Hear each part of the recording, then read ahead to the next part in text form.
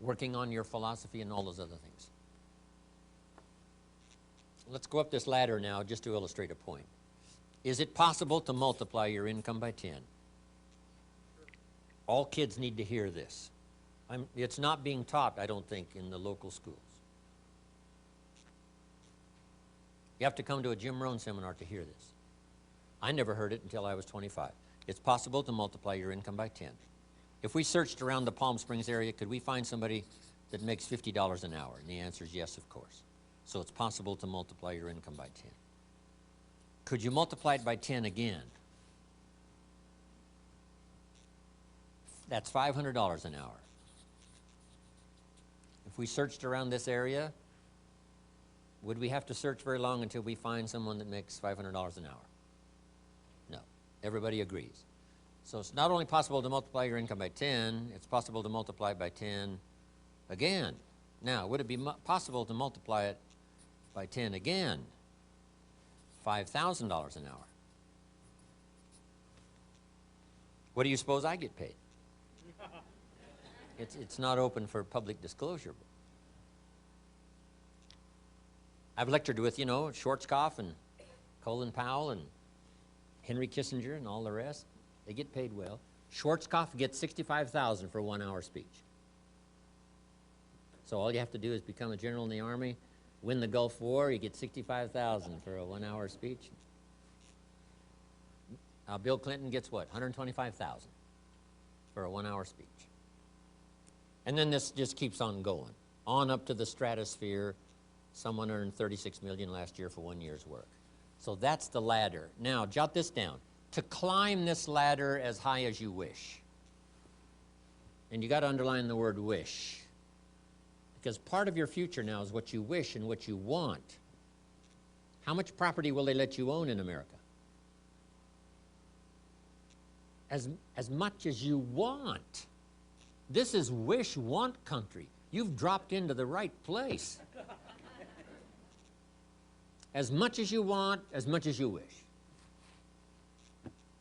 And not to have any, when you live in a country where you can have as much as you want and as much as you wish, see, wouldn't that be puzzling to people outside the country? As much as you wish. To climb this ladder as high as you wish in terms of bringing value to the marketplace and becoming valuable to the marketplace as high as you wish. Here's all you have to do, and Don and Greg heard it all those years ago, and it's a simple analysis, but it's so true. Here it is, one more time. Learn to work harder on yourself than you do on your job.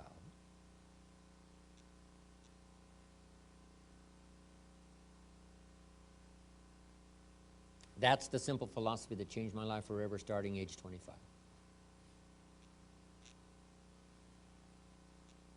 If you work hard on your job, you can make a living, which is fine. If you work hard on yourself, you can make a fortune, which is super fine.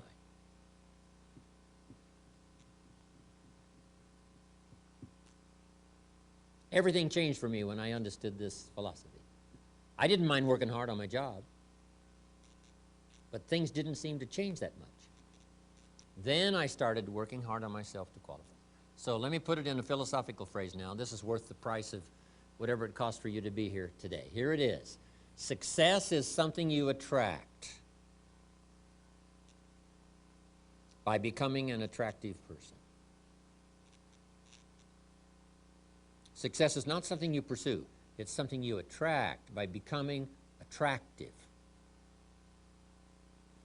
Here's what we teach in leadership. To attract attractive people, you must be attractive.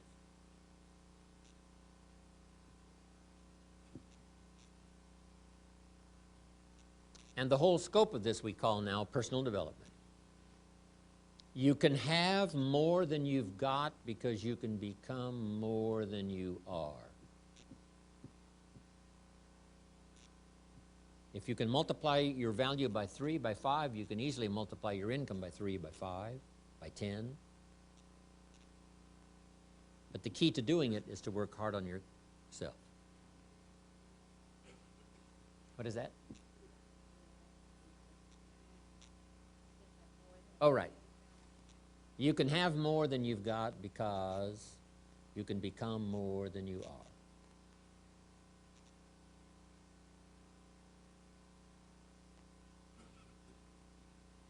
Now, that's why I mentioned this personal development part is learning multiple skills. If it would serve you, multiple languages, okay? Working hard on yourself.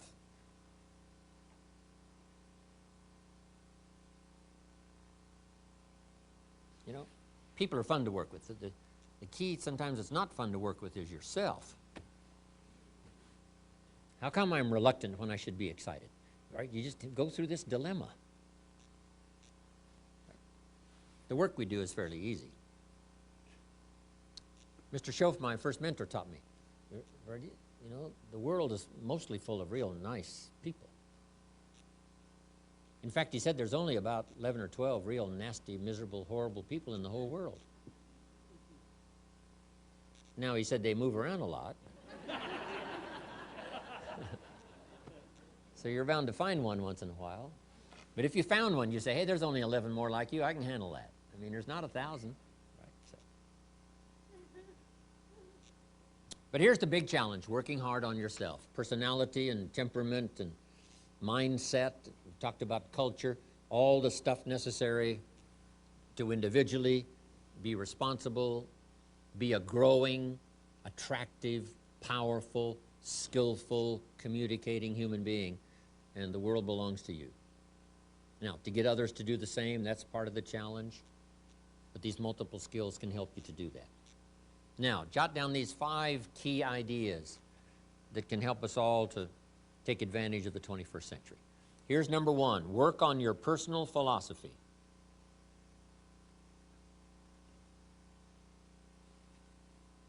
Your personal philosophy is like a guidance system. Personal philosophy, a guidance system.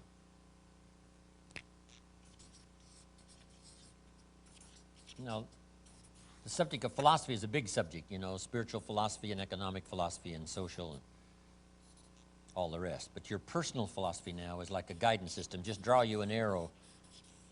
That'll be your guidance system. And your guidance system only does 2 things. 1, helps you to see the dangers over here so you don't build on the sand, even though at the moment it looks attractive. Blue sky, fleecy clouds, why not build on the sand?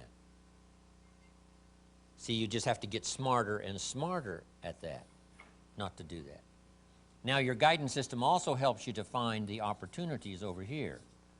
And this is what the drama of life is all about, danger riding side by side with opportunity. Los Angeles, a place for the most extraordinary opportunity probably in the world, side by side with danger. In Los Angeles, when the light turns green, you better not go. Wait 2 or 3 seconds for those maniacs, right, that are running the red light. Did you ever blink and say, I can't believe the light is green and there's cars going this way in front of me? That's Los Angeles. If you're a pedestrian and the light turns green, you better not go. If it says walk, you better not walk for a second or 2 to what? Save your life. Save your life. Okay. Danger and opportunity, side by side. Learning to understand one so you can avoid it, how to cash in on the other. Now, jot this down because it's got to be taught early. The guidance system must start early. When a child goes to school, they've got to have a good guidance system working so they can spot the dangers to their health, the dangers to their person, the dangers to their thinking, the dangers to their future. Early, this system has to start. From early training, ideas, information, parents, teachers. And the temptation is always there. When I was a little kid growing up, I saw this cartoon of a little boy with a little devil on one shoulder and a little angel, right, on the other shoulder, both whispering in his ear.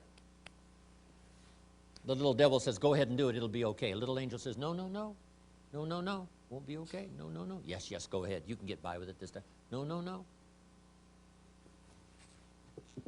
What is that? It's called high drama. This is high drama. Every day of our life we are tempted. Cross the line, tempted. Run the light, tempted. Sometimes it could be fatal in a moment. Here's a father who loves his family. He's a respected citizen of the community. He's got a thriving business, but he's late for an appointment, and he's pushing it in Los Angeles. And the light turns red, and the voice says, go, you can make it this time. Besides, you're late, go. And now he's dead. This is not an evil man. This is not a bad man. This is a careless man who in just a moment of thoughtlessness loses his life. So everybody's guidance system has got to be alert and working. Whether it's in business, crossing the line. Whether it's a moral question, ethical question, all the rest. All of us, that's why the great prayer says, lead us around temptation. Help us to manage this dangerous side. And then it just goes on and on. This is part of the great drama. The spoiler and the creator. Over here is what? Evil. And over here is what? Good. Over here is darkness. Here's light. Over here is illness. Over here is what? Health. Over here is death. Over here is what? Life. Here's tyranny. Liberty. Why this drama? Because it's the only way to create a human drama. So make this note. One of the best I have for the day. Here's what it seems like. Opposites are in conflict and we are in the middle. That's the game of life. Whether it's in business, whether it's home, social, marriage, personal, friendship, health, no matter what it is. It's the drama.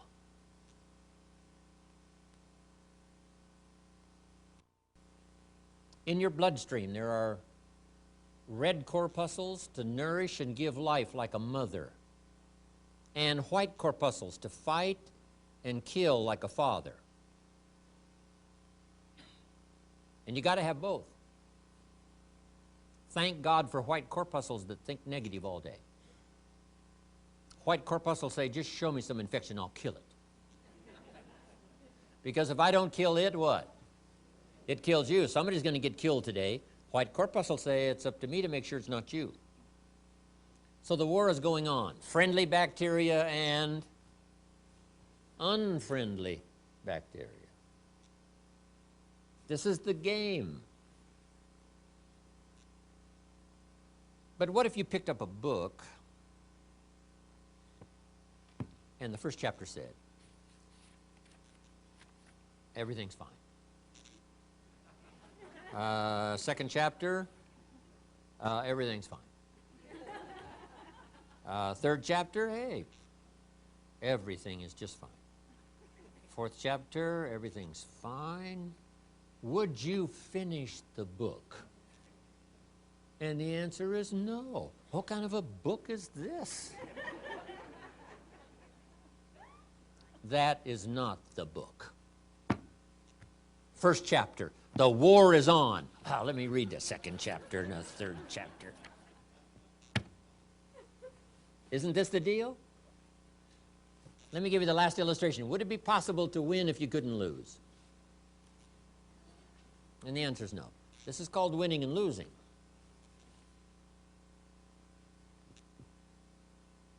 What if you put a football under your arm and we all went with you to the nearest football stadium and you, with this ball under your arm, crossed the goal line? Would we cheer and call it a touchdown? No. It's not a touchdown until you face the 300-pounders that want to smash your face in the turf. And if you can muscle by them and dance past the area and then cross the goal line, we'd cheer and call it a touchdown and maybe a championship. But not without the contest. So it looks like God started this whole thing with the angels. A third of them rebelled, and he threw them out, and that started what we call high drama. And the high drama continues today between the spoiler and the creator. And all we have to do now is figure out in our business, social, personal, economic, daily life how to multiply all life systems by 2, by 3, by 5, by 10 by following a few simple guidelines. One is understanding, first of all, philosophy being like the set of the sail on a sailboat. The winds are always blowing, contrary winds and political winds and social winds, and familiar winds and unfamiliar winds, and upside down winds and storms like hit Florida. So the wind is always blowing. But to get to your dreams and the things you want for yourself and for your family and the money and all the rest, you don't have to curse the wind. All you have to do is set a better sail. And that's what sermons are for, lyrics from songs, dialogue with conversation with friends. And that's what classes like this are for, is to help keep setting better sail so that no matter what happens in 2005, 2006, 7, 8, 10, you will get so good at setting sail that no matter what winds blow, it still takes you toward your destination. That's called the high drama and the game of life. That's it. Making sure you're not building on sand, making sure your casa grande is built on the rock. It starts with personal philosophy. Now, to develop personal philosophy, and only humans have this remarkable ability. Every life form seems to be driven by instinct and the genetic code, except human beings. In the winter, the goose flies south because he's a goose. What else could he do? But not true human beings. Human beings go north, south, east, west, all by choice. Human beings can live one way for 5 years, tear up that script, live another way for the next 5 years. You can tear up the old script and design a new one, starting at this convention. And you can change a little, or you can change a lot. Here's what's extraordinary about human beings.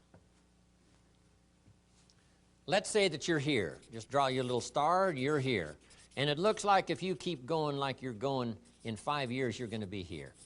Just without kidding yourself, you know. Looks like if I keep up my present daily activities and all, looks like I'm going to be here in 5 years. And you're not happy with this 5-year destination. Would it be possible to set a new 5-year destination and say, I would much rather be up here in 5 years than where it looks like I'm going to be in 5 years? Is it possible to make that design, make these little necessary corrections here, errors in judgment corrected and all that, and start going this way and wind up here in 5 years instead of here? Is that possible? And the answer is yes. And it's all a matter of personal choice, right? You can change a little or you can change a lot. You can go with the old script or with the new script, either one. At age 25, I decided to tear up the old script. My mentor said, Mr. Rohn, you've been working 6 years. How are you doing? I said, not very well. He said, I suggest you not do that anymore. Oh, that's a pretty simple analysis. He said, couldn't we go over the last 6 years and find out where your errors in judgment were? And couldn't we correct those and invest that correction in the next 6 years? I said, I guess we could. That's what we did. That's how I went from pennies to fortune. Incredible. Only humans can do this. See, if you were a tree, you'd be stuck, right? If you used up all the nourishment around you, couldn't move, then you would die. But that's not true. So, however little much you want to change, that's up to you. But see, if there's a class and you don't take it, and a skill and you don't learn it, and a discipline and you don't try it, and if there's a possibility and you don't explore it, then who are we going to blame? Nobody but yourself. This is the land of extraordinary opportunity. So jot this down in case some of you have to leave early. I've got to leave in about 35 minutes to rush away. I wish I didn't have to, but that's the way it is for today. Jot this little phrase down, and it wouldn't hurt to memorize it. I'll give you time to write it down. Here it is. From testimonials and personal experience.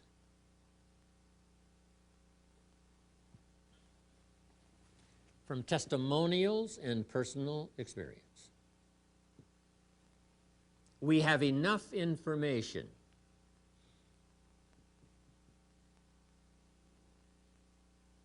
to conclude that it's possible to design and live an extraordinary life. It's possible to design and live an extraordinary life.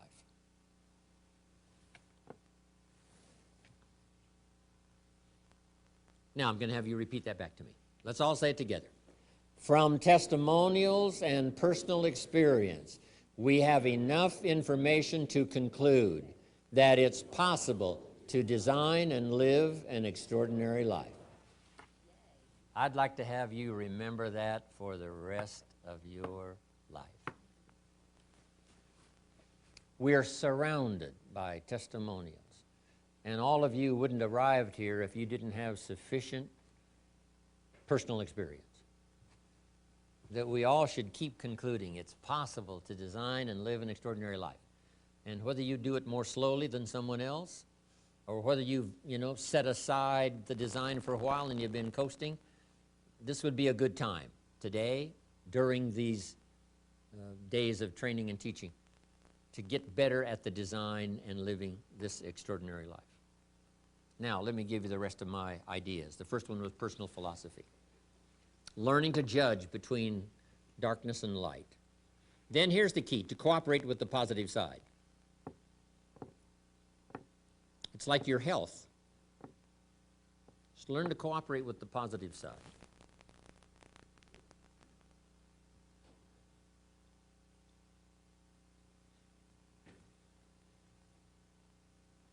But what if the body calls for a banana and the guy sends it a Budweiser?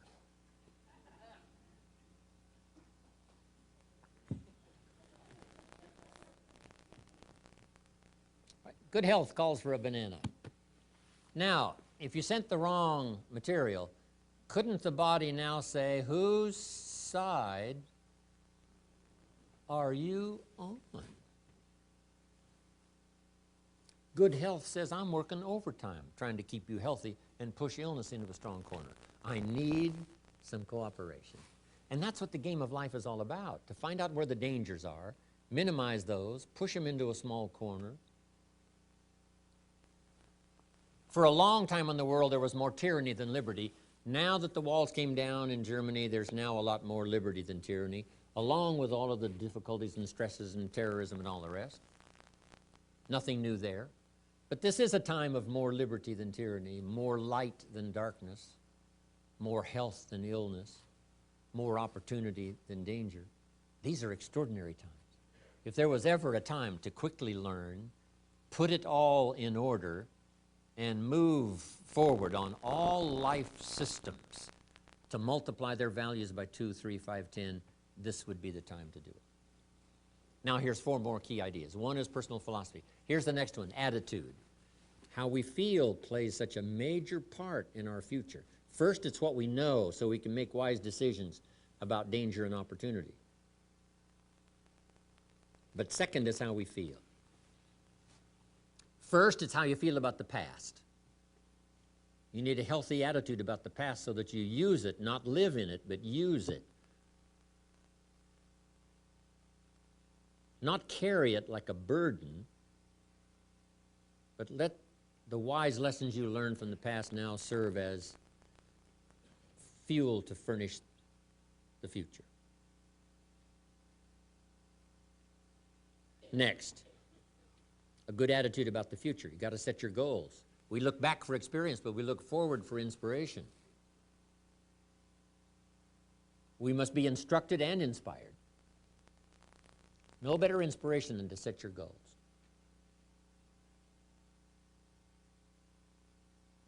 I started this process when I was 25. Literally rocked my world, changed my life.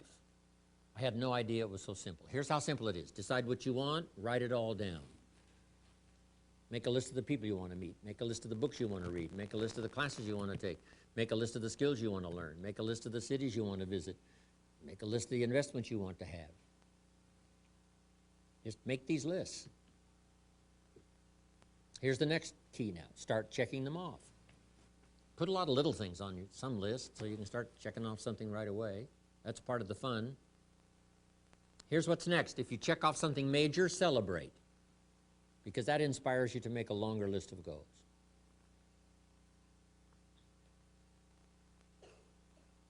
And put everything on your list, little things, insignificant to someone else, important to you. I put a little revenge on my first list. My mentor said it was healthy. Some of the people who said I couldn't succeed, kid from the farms of Idaho, they went on my list. Couldn't wait to get my new car, drive it up on their lawn. Say, oh, pardon me, here's the money to have it fixed. Just little satisfactions. My Japanese friend, Toro Ikeda, San Jose, California, put on his first list, a Caucasian gardener. Yeah, I like that, Toro. Way back then, everybody had a Japanese gardener. Everybody, Japanese gardener. He said, I'm Japanese, I'm going to have a Caucasian gardener. Okay, little satisfactions, right? Set your goals. Decide what you want. Write it down. Start checking them off. It's powerful stuff. Next, it's how you feel about everybody. If you want to be a leader, true leader, entrepreneur of the highest order, well-respected, unique in your field, here's number one, how you feel about everybody. And this is philosophical as well. You cannot succeed by yourself. So a unique sense of appreciation of everybody goes with the territory of leadership. It takes everybody for each of us to be successful. One person doesn't make an economy. One person doesn't make a symphony orchestra. It takes everybody. For this gathering today, all of you had to be here to make this gathering. Everybody. If one of you were missing, there wouldn't be this many people here.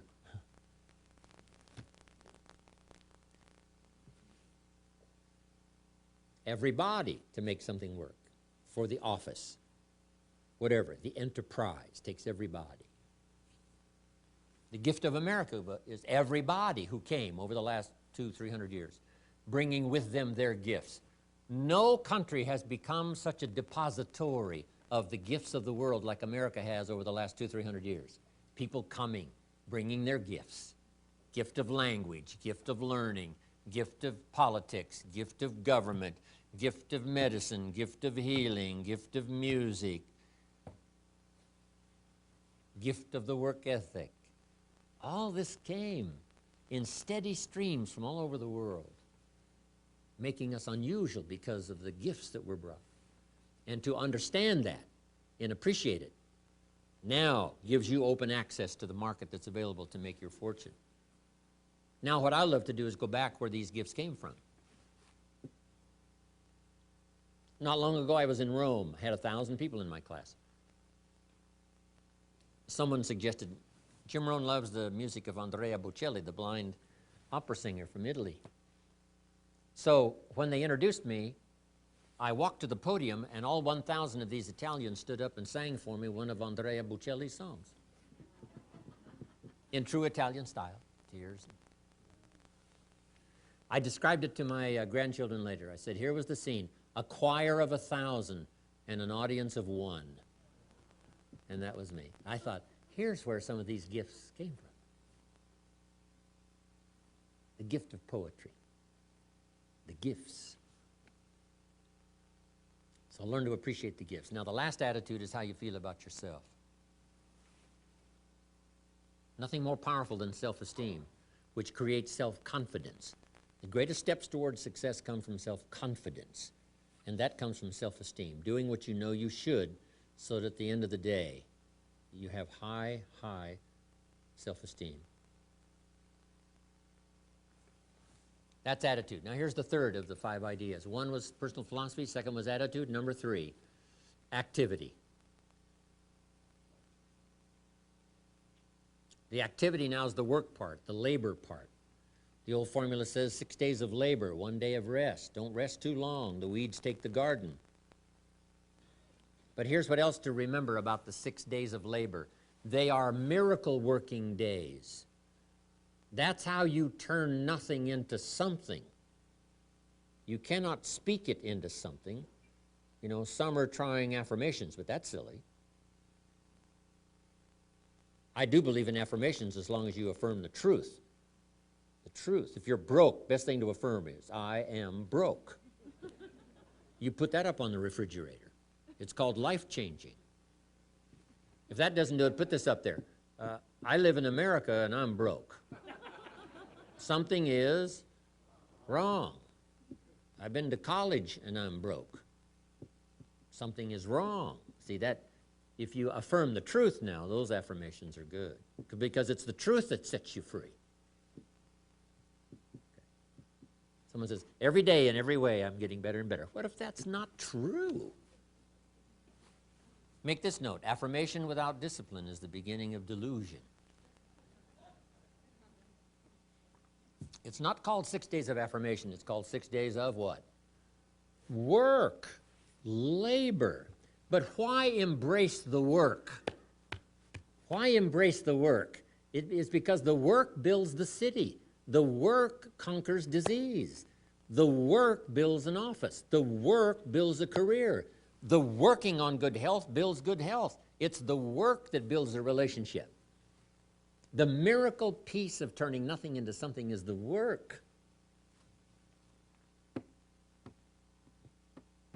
So embrace and look forward to the work that changes nothing into something. Ideas and faith into reality. Wisdom and faith, uninvested in activity, serves no purpose. But wisdom and faith invested in action, activity, creates cities, creates careers, creates fortunes, creates all good and marvelous things that humans can enjoy. The activity, the work, embrace the work. I must come here to be of some value to all of you and do the work of language, the work of words, ideas put in phrases that can be understood, and maybe create some enlightenment from it. So I must come and do the work. But if I do the work, some new stories may come spinning out of this session here today. I hope so. So 6 days, have we got that now? 6 days work, 1 day rest. Don't rest too long, the weeds take the garden. Don't get these numbers mixed up now. 6 and 1. Okay. Now here's the last two. The next one is measure progress. Because if you're going to play the great drama game of life, the key is to keep measuring progress to see how you're doing. How's your health doing? How's your income doing? How are your investments doing? If you're building a house, how is it coming along? You know, what's going on? Measuring progress. That's what we call the name of the game. Here's how we teach it to our children. You must make measurable progress in reasonable time. That's about as simple as you can put it to the kids. You're required to make measurable progress in reasonable time. Now, we must be reasonable with time. You can't say to someone every 5 minutes, how are you doing now? 5 minutes later, how are you doing now? This guy says, I haven't left the building yet. Give me a break. So 5 minutes to ask for a count or a measure is too soon. 5 years is too long, too late. Too many things can go wrong. So reasonable time. Here's reasonable time. 1, at the end of the day. Don't let more than a day go by but what you check and measure some things. Count, measure, take a look at. My mama taught good health. I've been healthy all my life. My papa lived to be 93, never did retire. When he died, his paycheck was waiting for him. Mama was good. Mama said, an apple a day, not once in a while, apple a day. I've modified it a little, apple juice, apple pie.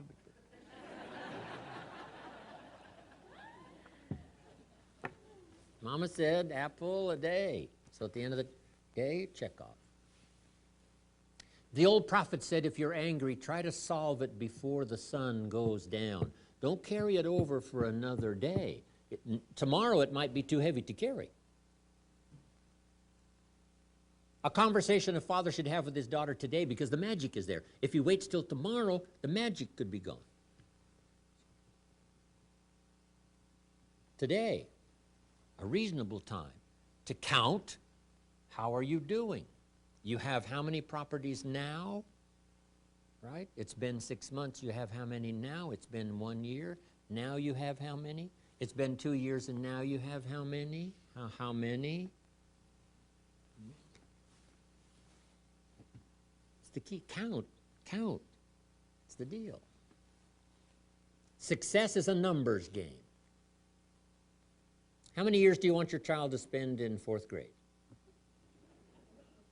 Approximately. About what? One grade, 1 year. Progress, 1 grade, 1 year. And you've got to set up your own measuring system. Don't wait for somebody else to do it. You set it up. Because society doesn't require you not have a heart attack. That you must require of yourself. Society doesn't demand that you build a financial wall around your family nothing can get through. That you must demand of yourself. So the government's not there to measure. Society's not there to measure. You must be responsible enough to measure yourself. How are you coming on this financial wall around your family? Nothing can get through. How are you doing? And whether it's a few pounds to lose, or whether it's a financial wall, or whether it's a growing office, whatever it is, find some ways to measure so you don't become disillusioned, thinking, oh, it looks okay, when it really isn't okay. Measure, check. Measure, check. It's the game to play. Now, here's number 5. First was personal philosophy. We're affected by what we know. Second is attitude. We're affected by how we feel. I've had this debate with Zig now for 45 years. Should you start with education or motivation? The attitude's the motivation. Philosophy is the education. Zig says motivation first, then education. I say education first, then motivation. It's a good debate. I say, Zig, if a guy's an idiot, you motivate him. Now you got a motivated idiot.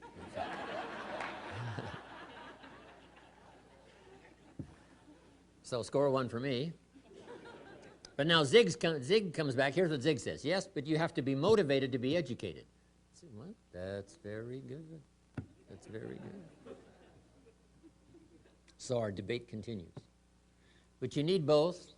Philosophy, guidance system, set sail so that no matter how the wind blows in the next few years, you'll be okay because you've learned to set sail, adjust, learn, study, grow, take notes like you're doing today. The hard work of learning is just as hard for you to learn and study today as it is for me to lecture.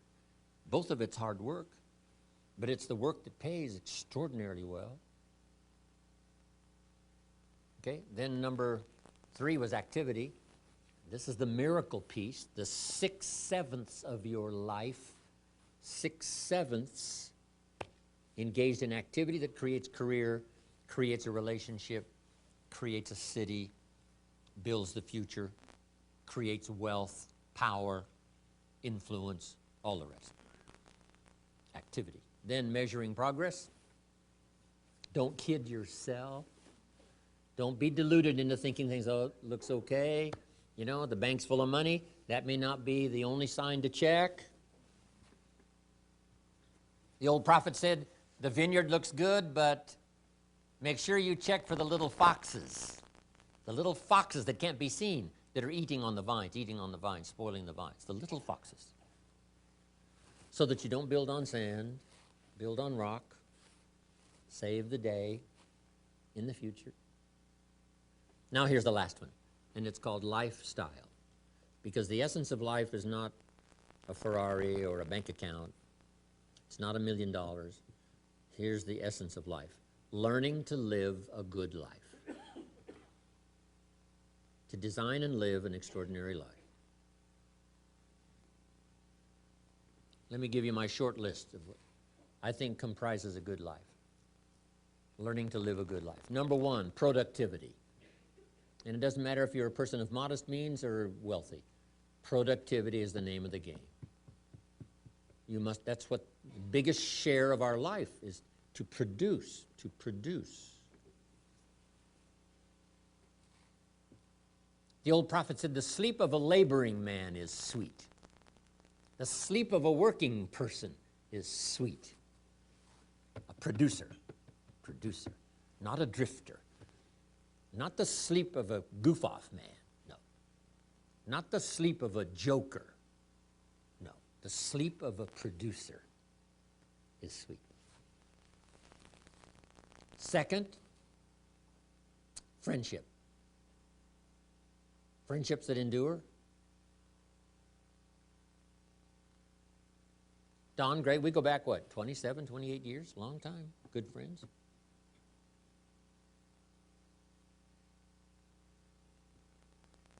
Friends are those wonderful people who know all about you and still like you, right? Those are good friends. Next now is your heritage. Keep that alive, because that's what makes America great. The gifts that came from all over the world. Still in service, still in display. The costumes and the customs and the language and the poetry and the literature. All that made America great that came from all over the world. Deposited here. Keep that alive and growing. Language, music, customs, fiestas, all the good things that come from your culture, your heritage, that keep America lively, unique. There's nothing like it in the history of the world. 6,000 years of history. Makes us strong, makes us powerful, makes us the envy of the world. Next is your spirituality. Whatever you might believe about spirituality. I've got 3 words for you to consider. Jot these down. Remember them forever. Number 1, study. Whatever your spiritual persuasion, study it. Don't leave it unstudied. Don't leave your spiritual heritage unstudied. So study. Number 2, practice. Don't leave your spirituality unpracticed.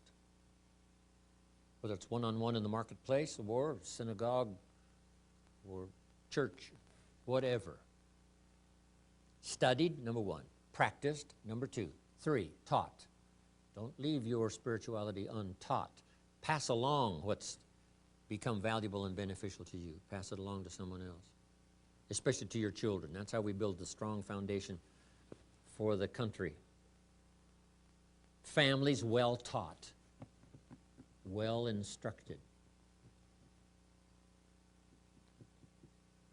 Next, something my parents taught me that they practiced all their life. Now I practice. Don't miss anything. Don't miss the game, don't miss the concert, don't miss the performance, don't miss the show. Don't miss the conversation. Don't miss the sermon. Don't miss the class. Don't miss anything. Go, look, see, learn, try, taste. Let that flavor of life be part of your lifestyle.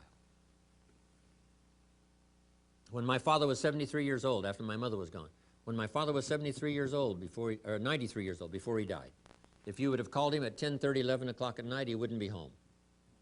He's at the concert, he's at church, he's at the rodeo, he's watching the kids play softball every night, somewhere. My parents taught it, practiced it. Unbelievable. Don't miss anything. Don't miss the taste, the language. Elton John sings, she lived her life like a candle in the wind, never knowing who to cling to when the rain set in. What if you missed that? See, that wouldn't be good.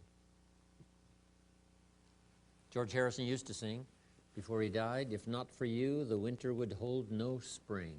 Couldn't hear a robin sing. I just wouldn't have a clue if not for you. Wow. Go taste, go listen, go enjoy. Now jot this down. There's a genius within all of us that recognizes extraordinary value.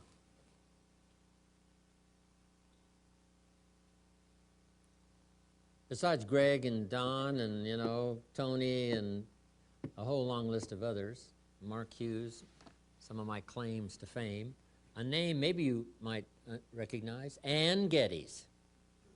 Does that name ring a bell? Especially for the women? She takes photos of these little babies in different settings, right? That's Ann Geddes. She started attending my seminars like this in Australia 25, 26 years ago. And she says, Jim Rohn seminars changed my life. She's been to the 2-day weekend seminar and all the rest. I got to know Ann and her husband. Now she's really famous and rich.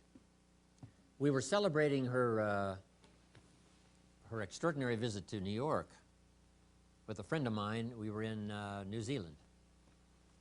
And Ann and her husband and Terry Butler, a friend of mine in Australia, and myself, the four of us, were celebrating Ann's New York success. And Terry found a bottle of Chateau Yquem, one of the finest wines in the world. I know he paid about $600 for it, which was New Zealand dollars, probably about $400 maybe, American money. But anyway, nice bottle of wine, $400.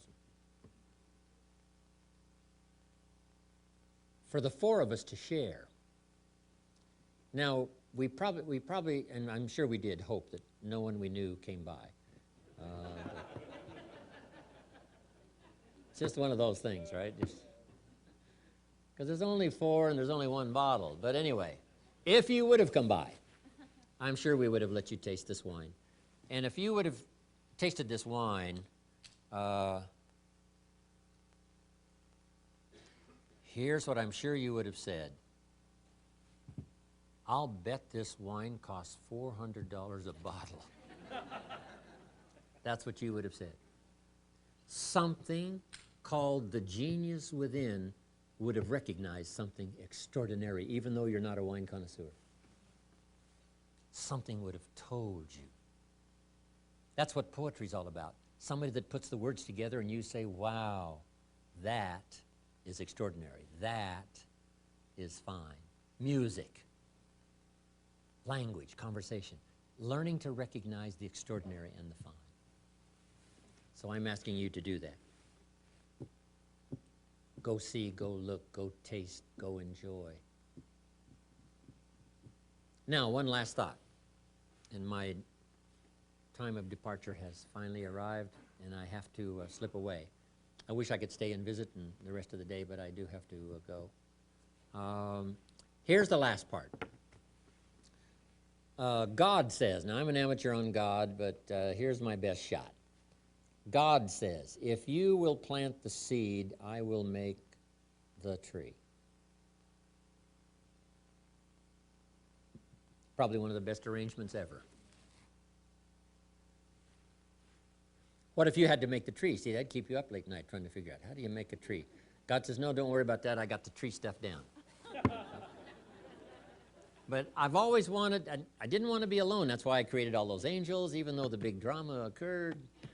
I still like to work, right, with humans that are interested in working together. So let's work together. And I think that's the deal. God says, you plant the seed, I will make the tree. So here's my last bit of language, and it says, we have a chance to participate in the working of miracles. We have a chance to participate in the working of miracles. Part of it is the work of our hands. Part of it is the work of our language. Part of it is the work of a soul that cares. Part of it is the work of a compassionate heart. Doing extraordinary work that affects other people's lives in building enterprise, fortunes, future, communities, church. We do good work.